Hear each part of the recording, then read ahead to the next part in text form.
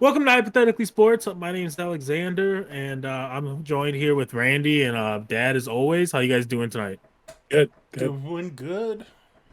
All right, great. Glad to hear it. Today, I realized that we messed up a little bit, and we'd be amiss not talking about the most important and successful franchise in Minneapolis, which would be the Minnesota Lynx.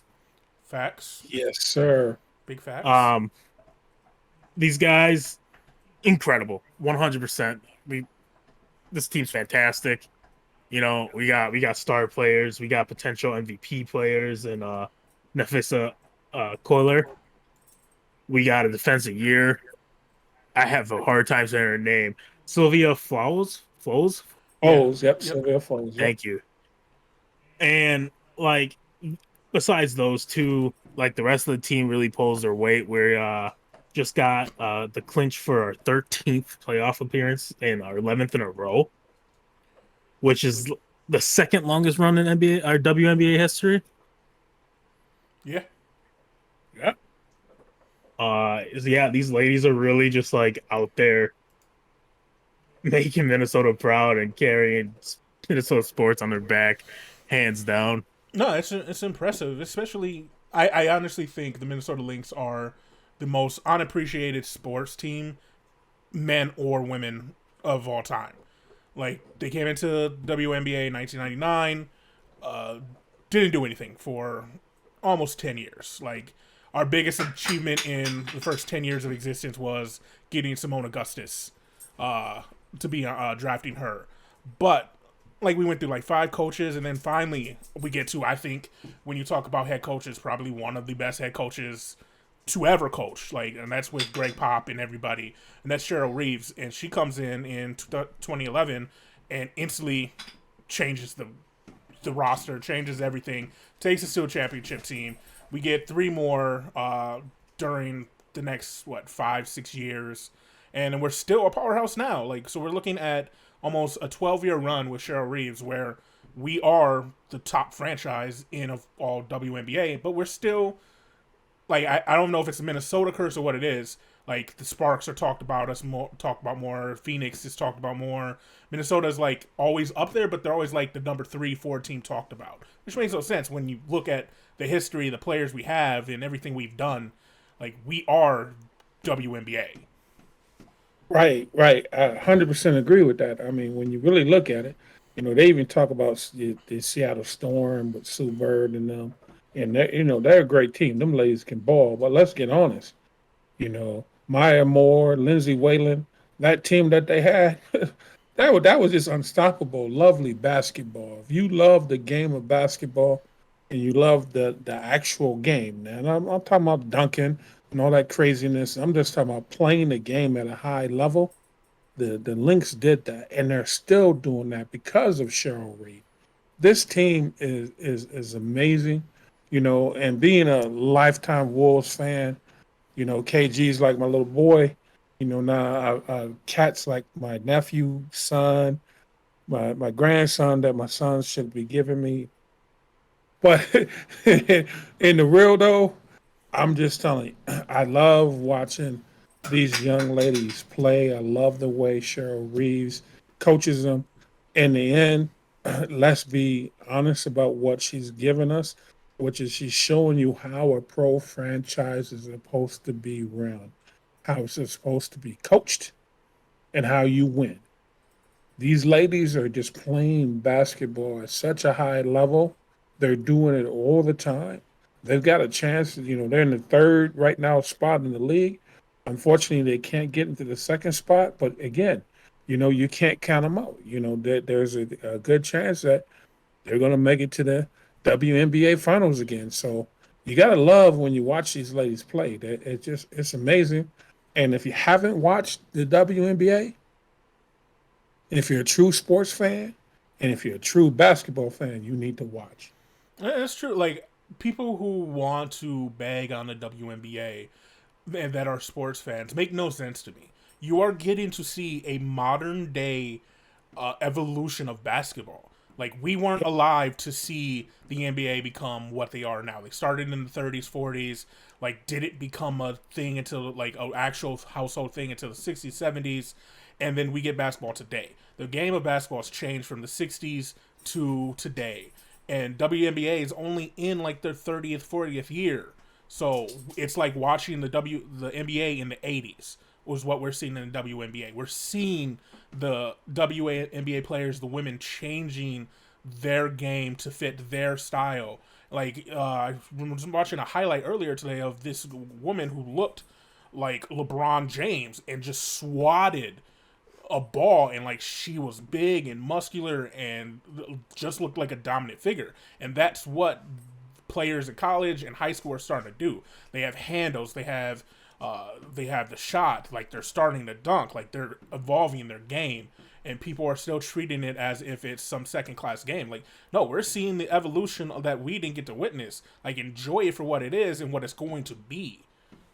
Like, we're looking at a bunch of people who didn't have to train. Like, they weren't in that line of training. So now that it's a second generation of players that are training to be in the WNBA, we're seeing the evolution of skills. I'll put it this way to you. If you get the ladies against the men and say you can't dunk, there's no dunking, only layups, okay? And it's based on pure skill, you might be surprised that the ladies win more of those games than you think.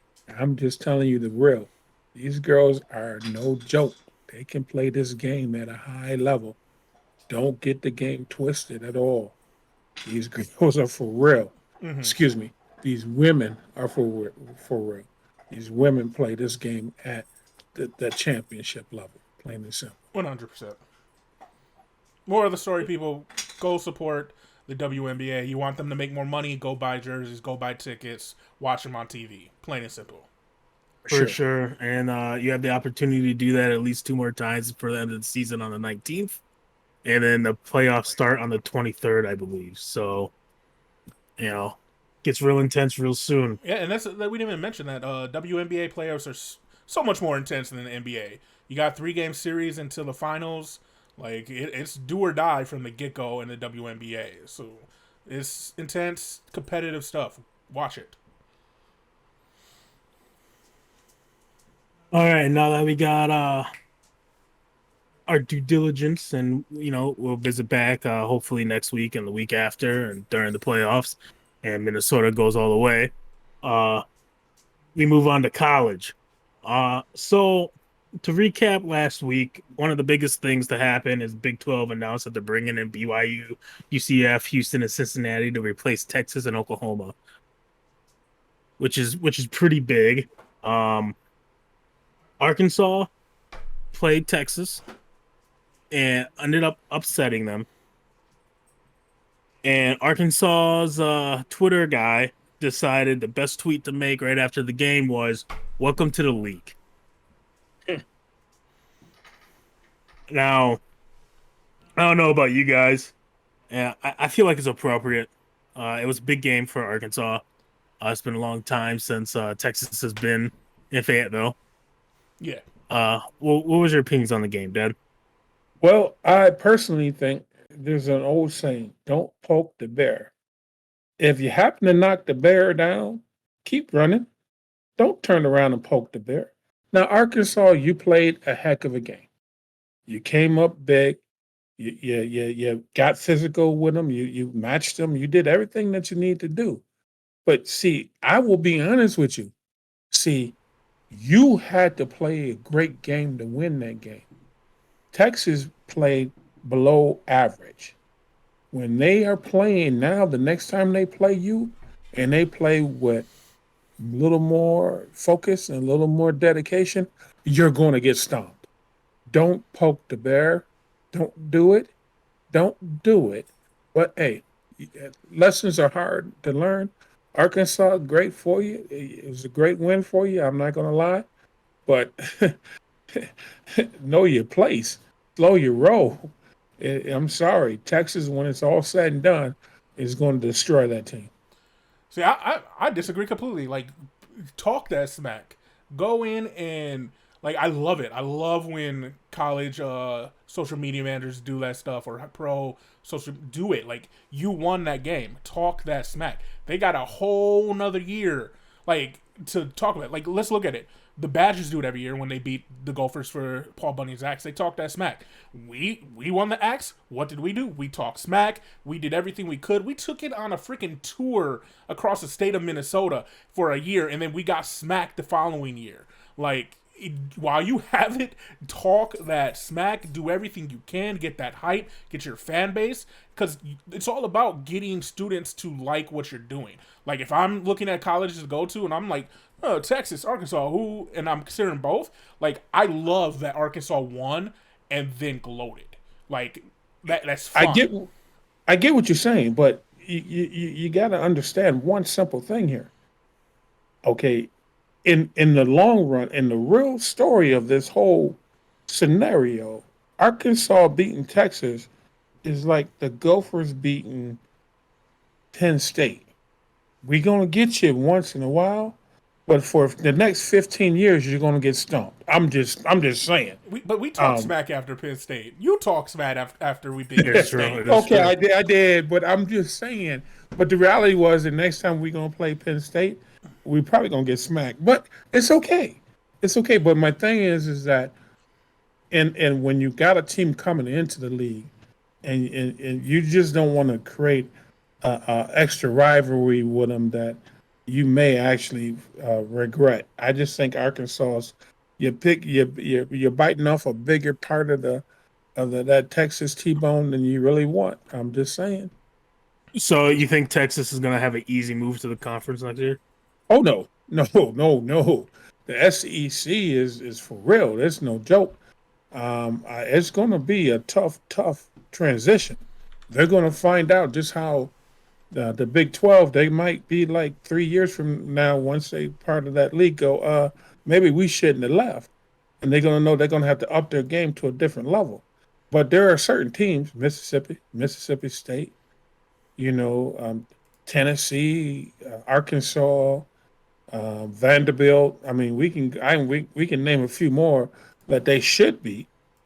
And then they're going to run into the Georgias and the Floridas and the Alabamas and the Auburns, and reality will set in.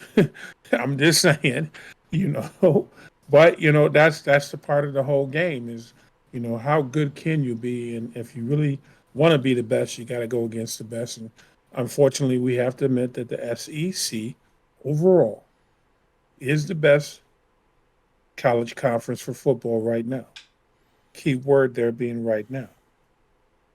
No, I think they are the best and will always be the best. Like, it comes down to this. Something, when we moved to Arkansas and we've talked to kids and parents and stuff, when we grew up in Minnesota, we were 3 to 4 sport athletes. We played a sport every season. In the South, you play one sport. That is why the SEC is so dominant. Others, you go to the East Coast or the West Coast, you got kids playing football and basketball. You have kids playing baseball and football in the West Coast. In the North, we play everything, wrestling, hockey. Kids in the South, they focus on one sport. So they're, from the get-go, they're training. So this move for Texas to this SEC is a big-time move for them. They're going to get athletes they weren't getting before. It's going to expand their pipeline states. But at the same time, you have to remember, when you're thinking of SEC, every other year, a team surprises you. Kentucky did good the other year. Missouri, every once in a while, like every other 3 years, they're putting up a powerhouse team. Like you have the people who are always good, the Floridas, the Georgias, the Auburns, the Mississippis, the Alabamas. Like, you're going into competition, but as Texas wants it, they want that competition to keep getting better. It brings in money, brings in new resources, new eyes. So it's a good thing for them. Like, I think Big Ten needs to go out and take this opportunity as well to try to pull in some of these lesser teams. Well, not like the bottom of the barrel, but you're not going to get the 1 and 2 tier from the South. But you can pull in some of these East Coast or like not exactly Southern schools into the Big Ten and expand what we're doing. Only thing the Big Ten can do to actually play with the SEC You go out there and go get Notre Dame, and you go out and you get Clemson, and make them Big Ten teams. Now then that's something right there. That's a whole different ball game, you know. But we know that's not going to happen. So, but the choices that folks make, and Oklahoma's doing the same thing. And I think Oklahoma's going to get a little bit of an awakening because, the Big 12, there's no real defenses in the Big 12, and that's the reason why when they get to the championship games, they get stomped because they run into big time defenses, plain and simple. No, 100%. Big 12 is definitely going to be a wake up call. While I think Texas in the long haul will benefit, like you said, the defenses are going to shock them for a couple years. And if the coaches aren't already planning for this move in their schemes, they need to start doing it now. Changing how you're recruiting, changing who you're recruiting. You need fast power on your defense to compete with the speed of SEC. True that. All right, and I also wanted to talk about something that a little dark horse out here. All right, some real good football being played by Northern Illinois, and that sounds weird because they didn't win a single game in 2020 during a short season, like at all. Week 1, they got a 2-point conversion with less than a minute to play to beat out Georgia Tech. So they had like a real intense ending. Last week, they almost pulled it off again. Midway through the third, they were down 42-16. They managed to get 3 touchdown drives in 7 minutes, making it 42-36. They got the ball back around the 10-minute mark in the fourth, scored another touchdown, making it taking a 1-point lead, 43-42. Unfortunately, it ended there because Wyoming took the ball in the last 5 minutes and scored a touchdown to win the game. However, the fact that they managed to almost do it again and make their games interesting after such a disappointing season last year is something that I definitely think you guys should look out for and potentially watch. Because if they keep, doing that, they might, eventually become a contender. Whatever they're doing is working. I'm going to have to disagree with you. And the only reason I'm going to have to disagree with you is this. Northern Illinois has always put together a team that scares the middle tier Power 5 teams, that they know that these guys on any given Saturday can go out there and play with you. Okay, now when it comes to big time teams, and let's be honest, Georgia Tech is not in that category right now. They're rebuilding. Okay, so that doesn't surprise me. But as soon as you said, they lost that game to Wyoming 50-43. Wyoming, to be honest with you, isn't a big time team to me. They're lower tier Division One FBS. So it's a good team. They're playing well, but I think you might be putting a little too many eggs in that basket. I'm just saying. I don't know. That's definitely a team to look out for, in my opinion. Rand? No, I think they can make noise in each and every game. While I do agree with Dad, like obviously Wyoming and Georgia Tech aren't high tier teams, and I don't think they'll be ranked this year at all just because of the loss. I do think that they can scare Michigan and essentially upset Michigan, and that's what you want to be as a lower division school and team playing against the Power 5. Is you want to come in and you want to beat them. They're paying you to play them.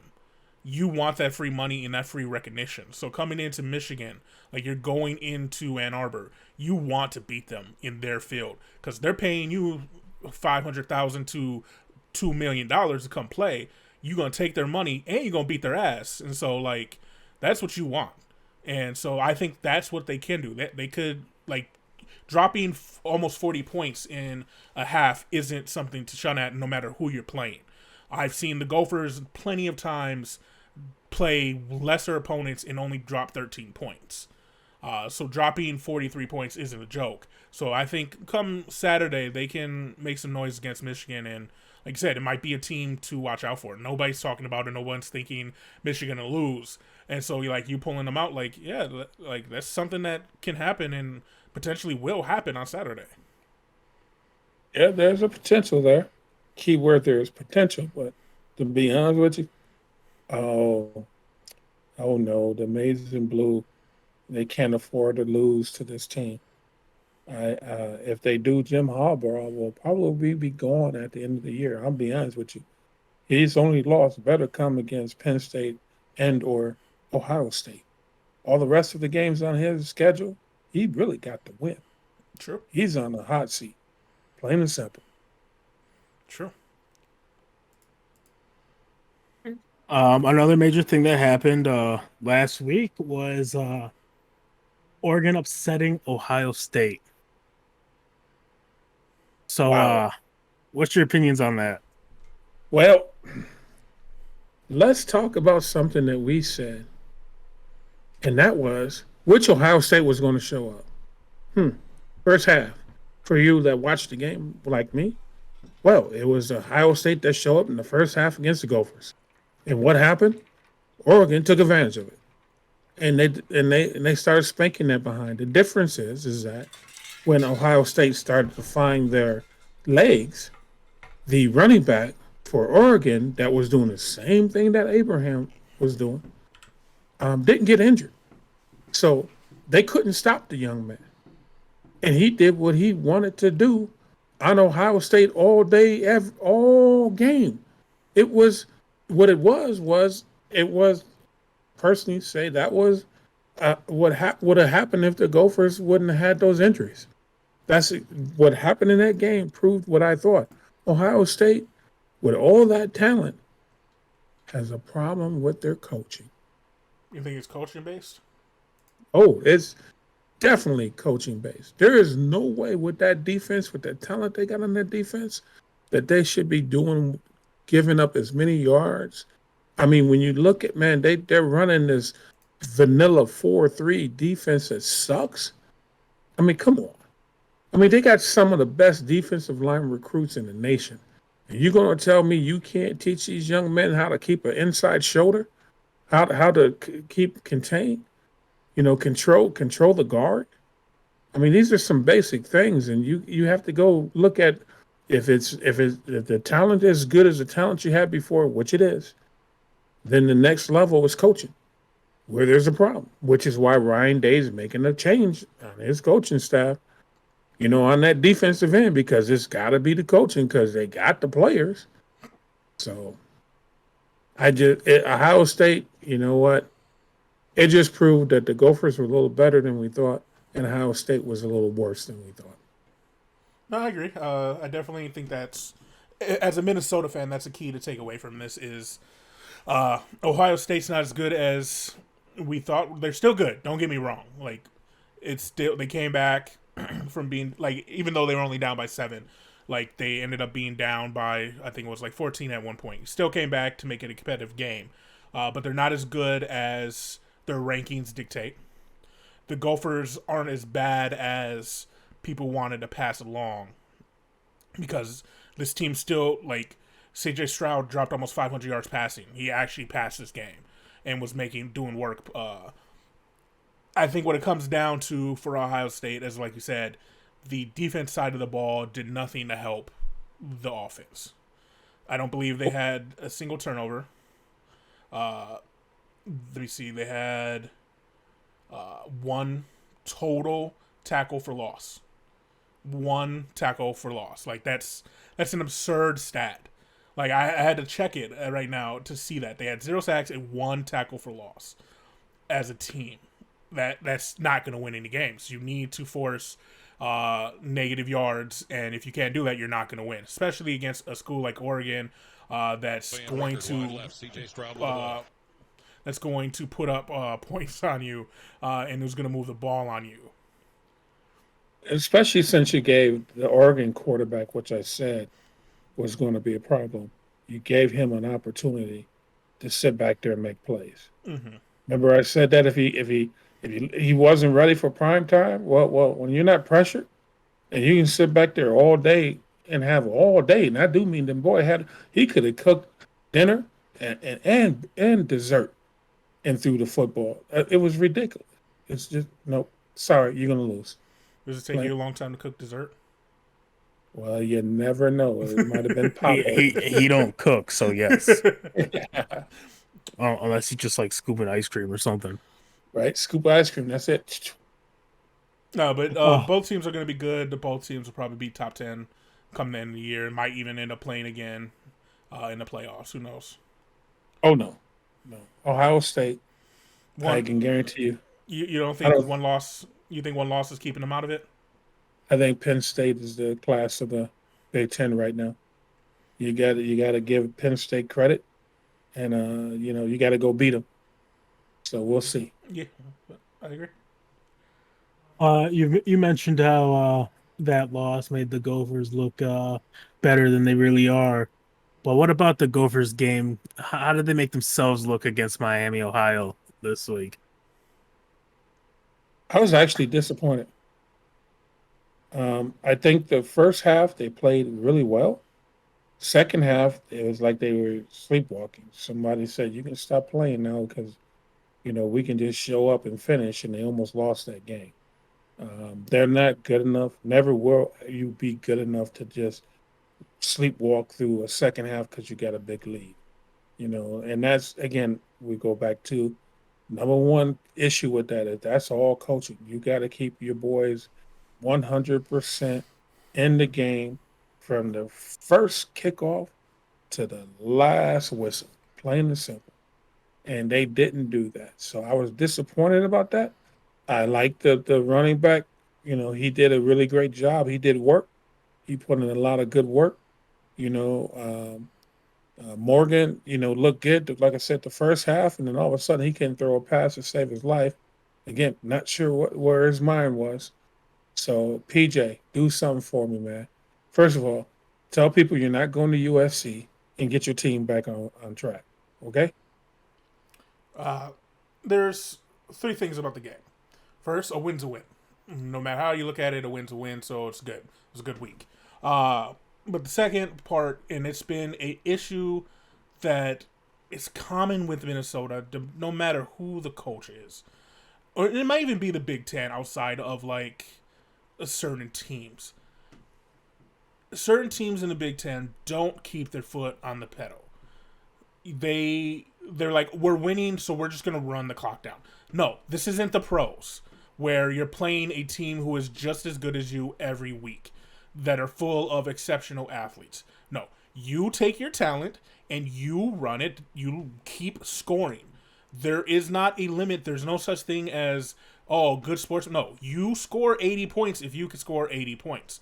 You're up 40-14. Okay, put in your backups, but your backups should be doing the exact same thing against this team in scoring. So that's my big issue when it comes to Minnesota Gophers in generations, is they don't keep their foot on the pedal ever. And we end up in situations where we're trying to, like, all of a sudden we're up 31-14, and then next thing you look, it's 31-28, and they're about to take that chance to finish the game. Happened with Fresno State 2 years ago. It's happened continuously. It's going to happen next week or this Saturday with Colorado. We need to keep our foot on the pedal. And then my other problem that happened with the Gophers is, like, I knew we were going to see a lot of running. I'm not surprised by that at all. I am surprised that they gave Trayson Potts the ball 34 times. A week after your star running back was hurt because you just kept feeding him the ball. You have three other running backs who are similar backs to Trayson Potts. So he's working. His run type is working. Put in the other ones. Give him the ball. I think let's see. The next leading rusher on your team was Tanner Morgan with 4 yards on 4 carries. Your other two backs had a combined carries of 5. Like, that shouldn't be a thing. Drop Potts' carries down to 25. Let the other backs give him some wind and pass the ball more. Like, I'm so tired of also Minnesota Gophers with every coach being, we're a run-first team. Why? That isn't college football. That isn't football in general anymore. The game is made to pass. Pass the ball. You have the talent. If you don't think your quarterback is up to snuff to throw the ball 30, 40 times, find a quarterback who is. There, it's on the roster. You have him. Just stop doing it. And then the last thing, sorry, this game actually, now that I'm looking back on it, really upset me just because, like, I knew they weren't going to do much, but I was expecting a smarter choices by the coaching staff. The final one that really needs to be looked at is the defense, and that is Terrell Smith. He made too many mistakes. The almost go-ahead touchdown for Miami when I think they tied it up, he threw the ball, he saw the ball, and didn't make a play on the ball. He literally just gave the dude the touchdown. He could have intercepted, he could have knocked it away, and it happened too many times in that game. Right now, he needs to be taken into the film room, watch film, and he needs to be pressed hard because he's a lot more talented than that, and he needs to get into his game. Wow. That's a mouthful there, Randy. It was. It was. Sorry. Like I said, as I started going, I was like, it's more than two things. And it's frustrating as a fan base when they have the talent to be better and it's like they're being held back because of philosophy. Like, that part's right. They are being held back. They're the philosophy of the coach. They have everyone that has ever coached at the University of Minnesota, including PJ Fleck, all have that same philosophy. We got to get ahead and then run the timeout. And you're right. That is one of the biggest flaws. And I'm going to tell you who broke that rule and has shown people that was when Nick Saban went to Alabama. Because remember, when you look at Nick Saban in Alabama, one of the things people complain about is that he scores on people. He expects when he plays like a Mercer or somebody, they got to get 80 points. Mm-hmm. If they get Auburn down by 14 points, they want to beat them by, 35 points. I mean, they're always trying to score, period. It doesn't matter who it is or what it is. And that's that mentality that makes you go from being average to good to great, because you always are trying to put your best foot forward and, metaphorically speaking, put that foot on the other team's throat in the game. 100%. And Randy kind of touched base on it a little bit with their next opponent being Colorado on Saturday. Dad, did you agree with what Rand said? Not really. I think I watched that game with Colorado and Texas A&M. I was expecting to see a little bit more out of Colorado. They didn't impress me at all. The only thing they had is a quarterback that can run a little bit, which can give the Gophers some fits. That defense, to be honest with you, if their starting quarterback for Texas A&M didn't get hurt, they probably would have won that game by about 35 points. Because the other quarterback just couldn't seem to throw the ball. And then when he did finally throw the ball, he scored. But he just looked tentative, and that's why he's not even – I don't even think he's starting next week. I think they went with a different quarterback. The bottom line is that we have the experience. Tanner Morgan, he should be chopping at the bit to get a hold of this team. And then they're supposed to have everybody healthy in the receiving core. I honestly think that they're going to go into Colorado, and that if they play Gopher football, key word here, if they play Gopher football, which is run their slants, run the inside runs, keep them honest, keep them off, of Tanner, give him, his 3 to 5 seconds to throw the football, it won't be close. But the only way it's going to be close is if, like Rand said, they get into that, we're up by 14, we better just run the clock out, bullshit mode, and that's when we got problems. No, 100%. It should be a win. Colorado's not good. Texas A&M either had a really bad day or they're not that good. They have no passing game. They're ranked like 126 in passing. So the Gophers defense, they've done this against other teams, Georgia Tech back a couple years ago and some other teams like that. Like, you're gearing up for the run against them. You're gearing up for a lot of options, a lot of RPO. And so your secondary needs to learn how to play man and stick on their man and understand that Any pass that's happening is happening quickly, and or is going to be a deep fake, like a fake to a deep bomb. So you need to Yep. play your man and understand what is coming at you, because your linebackers and your defensive line should give you enough time to cover these guys for the 3 or 4 seconds it's going to take for the quarterback to pass the ball, and you're going to be there. So the Gophers win this game if they come in and they stop the run. If they can stay disciplined and cover their gaps. That's all it is. You don't even need to tackle for loss. Like I know I just said, tackles for loss wins you games. But in this instance, on a team that's only going to run the ball and pass it maybe 12 to 13 times, if you cover your gap and don't shy away from it and don't make dumb bonehead mistakes, you're going to win this game easily, because they're not going to stop you on offense, and your defense should be good enough to cover the run. You're just going to fill your gap, and they're not going to have any place to go. Did you write up the game plan? Because that simply is what it should be. That's all it should be. If I'm Joe Rossi, that is my game plan. We're covering our gaps. You're gonna cover your man, and you have safeties over top in case you get beat on a fake. Like even like maybe drop a safety into the box every other play if you're worried as like a spy against the Russian quarterback. Just go play Madden for an hour and play against any of the running quarterbacks, and you'll be fine. Well, there's still one little problem though, and which I still think is the biggest Achilles heels for the Gopher defense is their linebackers. They are not sideline to sideline guys. And again, this is a game that if Colorado pays attention and they run some stretch plays and they make the linebackers having to play the outside hashes, could be a problem. Just watch that. That's all I'm saying. All right, all right. Glad to hear your thoughts on the Gophers, and hopefully they don't disappoint you guys again, this week. Moving on to the NFL. The Monday night game was kind of crazy. How you guys feel about the Raiders winning the game twice? Loved it. It was toasty, baby. Toasty.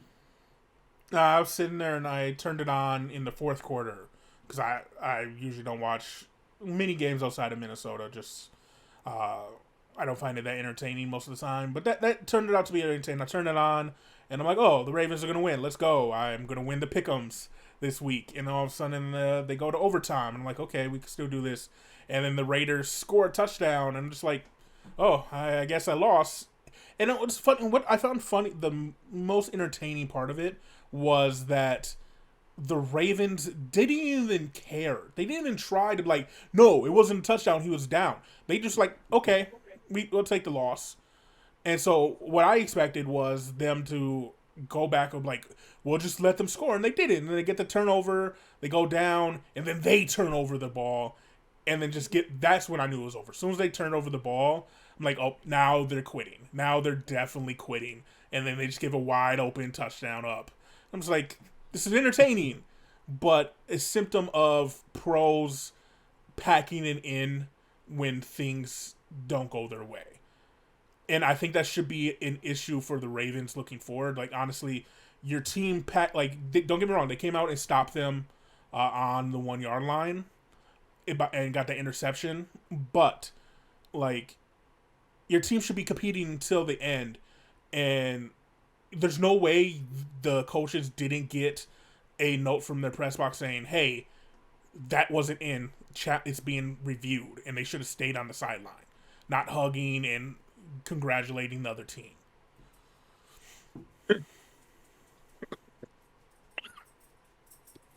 Yeah. Yeah, but you know what? I don't care. Beat you. All right. Then let's talk about something you might care about. The NFC North not looking the greatest right now.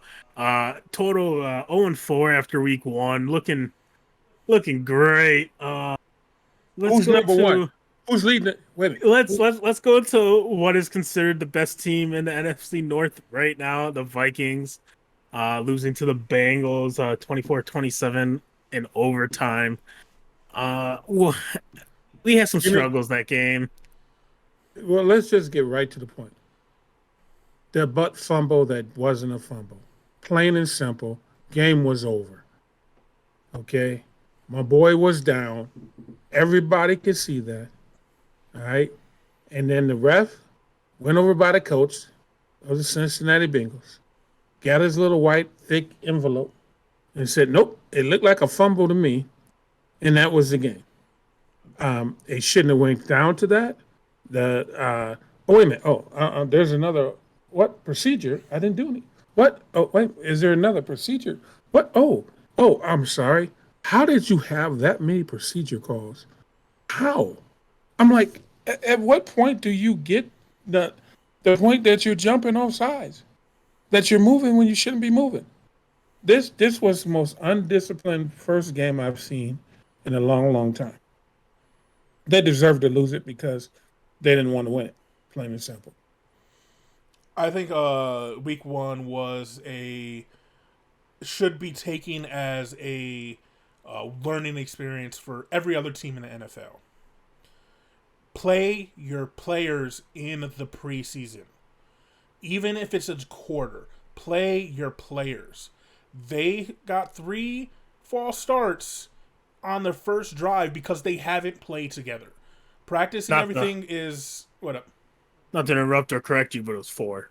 Sorry, 4. 4 in the first series. Like, that's an absurd amount.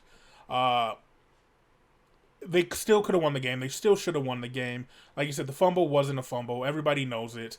But my big thing is, and this is going to happen every time we lose this season, especially in a close game, we are paying our quarterback like a top 3 quarterback.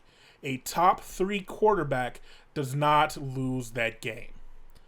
I'm sorry. A top 3 quarterback gets you that touchdown on the final drive. Like, don't get me wrong. Super cool that he got us in field goal range and our kicker made the field goal. That is great. As a Minnesota Vikings fan, making that field goal, fantastic. But the point is, you want to be a top quarterback, you win that game. You find a way to will your team to victory against a team you should beat. I don't care that the offense gave up so many 100 and something yards to Jamal Chase. I don't care that they did this or that or the fumble happened. You find a way to make it win. The issue with Kirk Cousins and why he's not a top 3 quarterback, why he's not a top 10 quarterback, is because as soon as his linemen get pushed in his face, he falls to the ground. Brett Favre had more mobility in his final year with the Vikings when he was hurt. Not 09 when we went to the NFC Championship. In 2010, he had more mobility than Kirk Cousins shows any game day. Kirk Cousins backs up, looks for his guy. If he's not open, he holds the ball. His line gets pushed into his face. Instead of scrambling like every other quarterback in the freaking league, like look at Derek Carr when he went in the game. He scrambled on almost all of his throws. Look at Kyle Murray. Now, don't get me wrong, Kirk Cousins isn't fast or anything, but you need to scramble out of the pocket and make a pass down the field. That is a modern-day NFL quarterback. Scramble out, make a pass down the field. He doesn't do that. He shouldn't make that much money.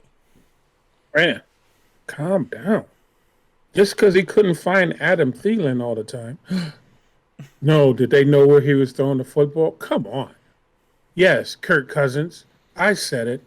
I'm watching the game going, Thielen's covered. You got one of the best wide receivers in the game on the other side, and you ain't even throwing him the football. You got a tight end wide open in the flat. You're not throwing him the football.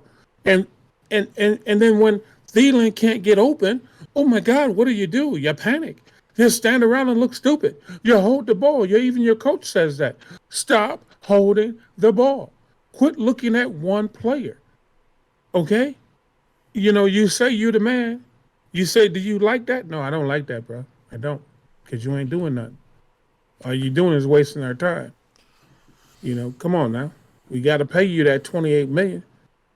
But boy, you're going to make sure we all understand that was $28 million that hurt. Hurt. And this is the thing. And this is me being a jaded Minnesota. That's why I'm so heated. I'm a jaded Minnesota sports fan.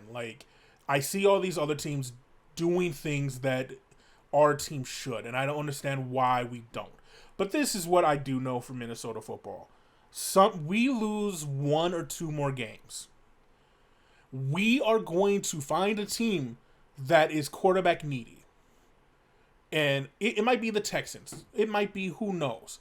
But we're going to convince them by giving up. Like, this is how absurd it's going to be. We are going to give them Kirk Cousins. We are going to give them a first-round pick. And we're going to get, so if it's Texas, we're going to get Deshaun Watson. We're going to give up something else. We're going to give up more than we should for someone who's considered a top 10 quarterback. Whoa. You make that sound like Deshaun Watson is a problem. No, he's a problem because he's going to get kicked out of the NFL. Once he take care of that personal thing, he's a hell of a better quarterback than Oh, he's a better quarterback, but the matter of fact is he should be on the commissioner's exempt list, and he's going to be suspended from the NFL for a year. Hey. Innocent until proven guilty. That's all I got to say about that. Agree to disagree on that one. You know, that's a lot of women to band together to try to get money from him. Like, there's just as many women that came out that said that he didn't do nothing like that. So you tell me. So again, it's he said, she said, they said, we said. You know, it'll get worked out when it get worked out. But I'd take this shine right now. I don't know. Just sign Kaepernick. I'd rather have Kaepernick. That's never going to happen. I'm not a fan of Kirk Cousins. I think even though on paper he seems really good, they're meaningless stats. Just so anyone is better than Kirk to me. It's just been that way since he got signed, but I don't like quarterbacks. In Minnesota fashion, something's gonna happen where we make an absurd trade, like when we traded for Randy Moss and then traded him away or cut him, or when we traded for that defensive end last year and then traded him away 2 weeks later. Something absurd. Or when we signed a quarterback for the highest contract ever. Exactly. Something absurd is going to happen. It's just, that's Minnesota sports. Something absurd will happen where it has people going, yep, that's the Vikings. No, you want to know the most absurd trade that could happen this year? Ben Simmons to the Wolves. Don't do it. I will stop watching them. If Ben Simmons puts on a Wolves uniform, I will boycott that team. I love them, but I will not watch that team. That will suck. I mean, we had the 2008. We had the 2008 Bulls in like 2016, and that was probably the not awful team. And you watched then, so I don't know how one player who could help our defense out would make you stop watching. But Ben Simmons is the most overrated, selfish. His defense is fantastic. Everything else is not great. That's all we need him for. Dude has one bad playoff series, and people act like he's the worst player. There's a reason he was the number one pick. There's a reason why he was an all-star. Hey, all I need is my boy. What? I want to save the Timberwolves conversation for next week. Okay, but I'm just saying, I'm already getting in mood right now. I'm just saying, I feel you. Wolves conversation is almost an entire podcast by itself. I agree. I'll definitely chime in on that one. Right. But we'll have to disagree. Just everybody listening at home, just know that two of us are pro Ben Simmons, one of us is not for Ben Simmons. Minnesota, the one that have seen all the trash all the time, the one that said that the Wiggins, the Zach LaVine over Wiggins trade was a good move, is the one that is against Simmons. So he knows what's best for the Minnesota Timberwolves. Never forget. Never said I get them all right. Okay. Anyways, back to the NFL. We're playing the Cardinals coming up Sunday, I believe. After watching them play the Bengals, you guys kind of touched on a lot of the issues. Do you think we'll be able to fix anything enough to even stand a chance? Because it's a tough game. I just got to say, number 55, wearing the Cardinal uniform, Mr. Jones. Mr. Jones. He's going to... Kurt, let me introduce you to your best friend. He gonna come shake your hand all day and all night. It's over. We're gonna get beat by 20. I disagree. I'm hoping, like, don't get me wrong. I think one of the big issues with Minnesota is Clint is not a good offensive coordinator. Just because your dad was doesn't mean you are. But I am hoping enough people are talking sense into this man that Tyler Cochran is literally not going to leave Rashad Hill's side. I don't want to see it. Like, it's going to sound absurd. I don't want to see a tight end out in the receiver, like, going out for a pass. I want 6 people blocking at all times. Because Brian O'Neill can handle it. No one else on that line can. And if I'm the Cardinals watching the game, I'm blitzing up the middle because Bradbury can't do anything.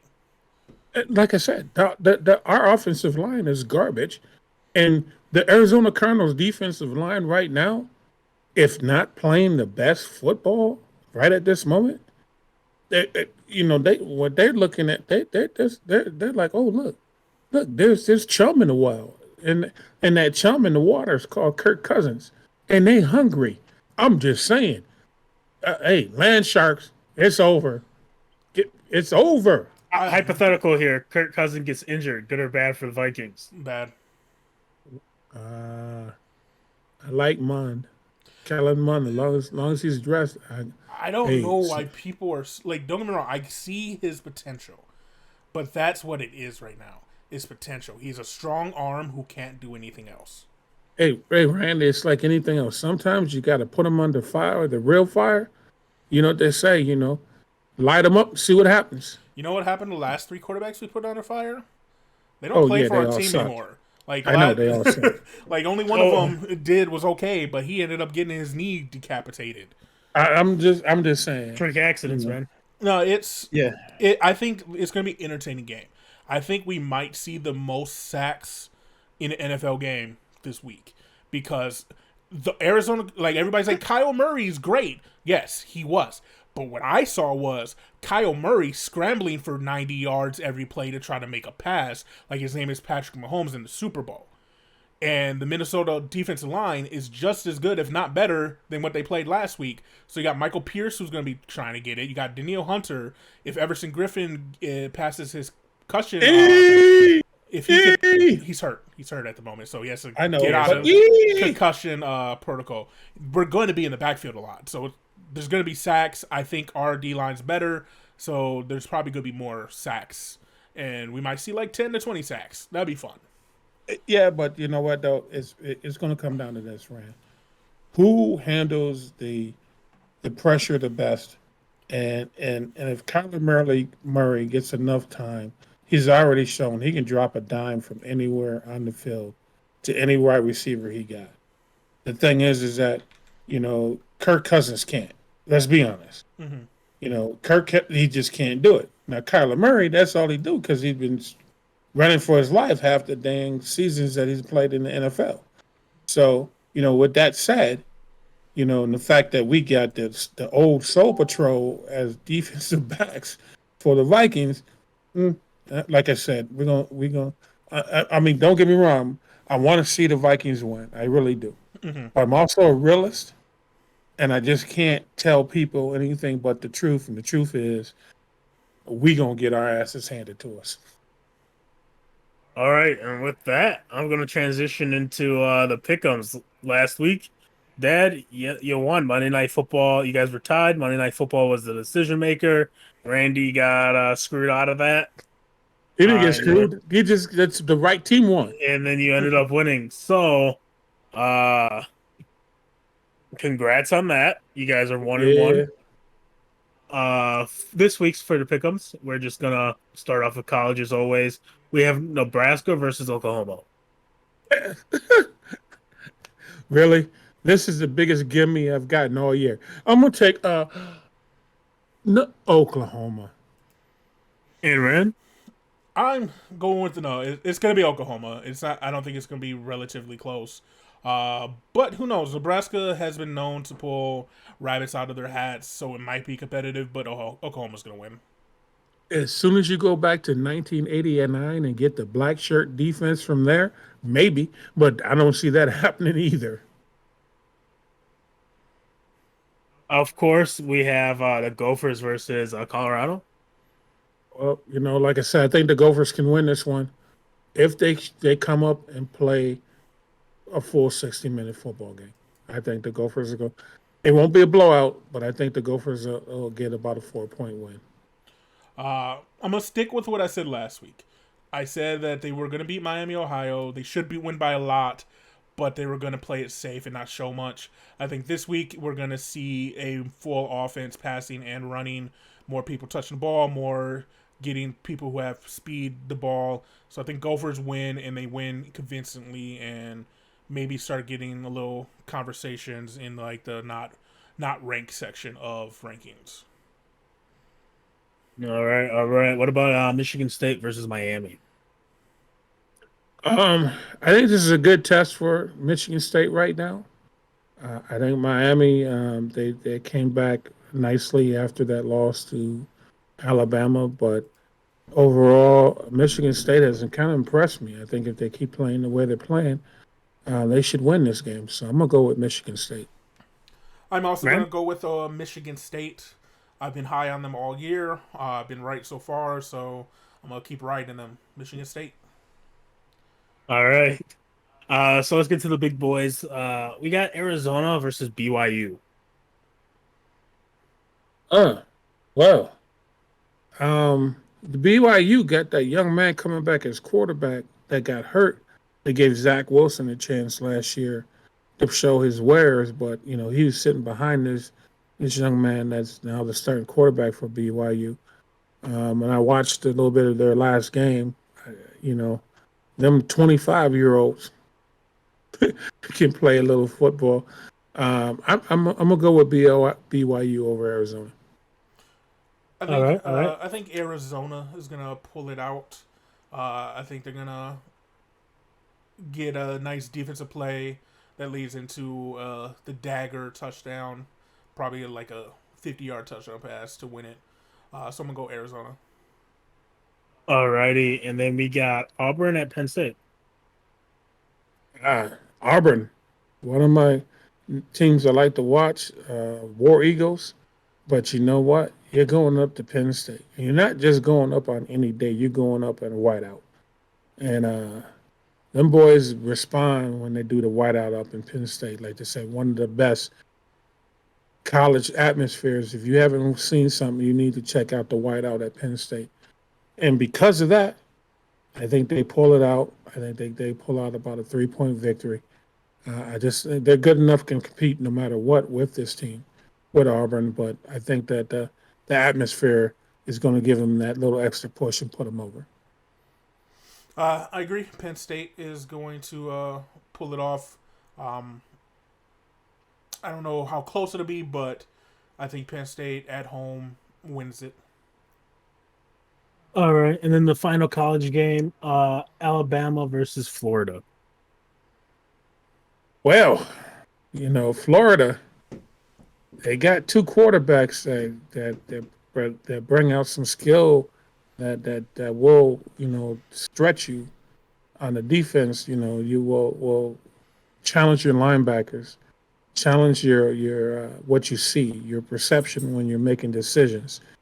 But the thing is that the Alabama offense has proven to be the juggernaut that it is.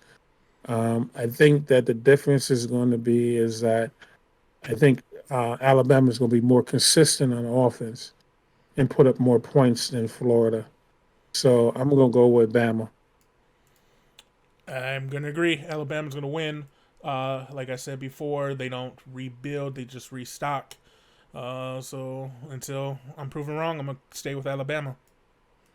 All right. Then off to the NFL games. We got the Vikings versus Cardinals. I'm a homer, but I'm a realist. Cardinals. This is a must-win already. Week 2, must-win for the Vikings, and I have them doing that. Vikings win. All right, all right. Bears versus the Bengals. The Bengals showed me something. I think that the Bengals and the Bears did not impress me when I watched them on Sunday night. So I'm gonna go with the Bengals to go 2-0. I also have the Bengals going 2-0. I think they're going to tear apart the Bears defense, and Justin Fields is going to show some stuff, but at the end of the day, he's just not good enough to lead a subpar Bears offense. All right, we got the Niners versus Eagles. Ooh, this is going to be a really good game. This might be one of them games that you want to grab a bowl of popcorn and some ice, because there's going to be some hard hitting, hard playing game here. But I think in the long run, the 49ers are getting back to their form from a couple of years ago with that hard charging defense and that offense that it will take you on 10-play drives and get touchdowns. I like Jalen Hurts. I like the way he's playing, but I just think that San Francisco still just a level above them. So I'm going to go with San Francisco. Last season, Jalen Hurts would have a good game and then have a really bad game. I'm hoping an offseason with his team having a new threat is going to change that. So I have Jalen Hurts and the Eagles winning. Okay. Lions versus Packers. Monday night, right? I believe so, yeah. Or Sunday night, one of those. Well, there goes my Monday night. I don't know what I'm going to be doing. I ain't going to be watching that game. Honestly, let's get real. Don't really care who wins, but if I was to throw a penny up in the air, it's going to come up with the Lions, because I hope that what we saw against the Packers play wasn't just an aberration, but that's just the way they play. They just suck. And the Lions are a little bit better than people think. They proved to San Francisco when they thought the game was over. They played hard and they stayed in the game. So I'm going to go with the Lions and what might be considered a little bit of a mild upset. This has no hate to the Packers and their fan base. But one thing I've always said about Aaron Rodgers and the Packers around him, they are soft. I think this loss is going to mentally break them, where I think the Lions and their culture is a lot stronger right now with their new coach.